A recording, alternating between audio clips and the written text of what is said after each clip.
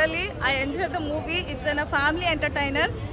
ఎక్కడైనా కొంచెం మంచిగా ఉండదేమో, ల్యాగ్ అనిపిస్తుందేమో, ఫస్ట్ హాఫ్ చూసిన తర్వాత అనిపించింది ఇంత ఎక్సైటింగ్గా ఉంది ఏంట్రా బాబు మూవీ అనిపించింది.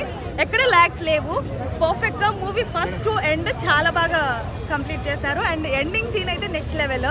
తన కెరీర్లో అంటే సమంత గారి కెరీర్లో ఇది ఒక టాప్ నాచ్కి వెళ్ళబోతుంది. అండ్ నందిని రెడ్డి గారి డైరెక్షన్ ఆల్ టైమ్ హిట్. ఓ బేబీ తర్వాత అనుకున్నా మళ్ళీ అలాంటి మూవీ వస్తుందేమో అని, దాన్ని మించి ఈ మూవీ వచ్చింది.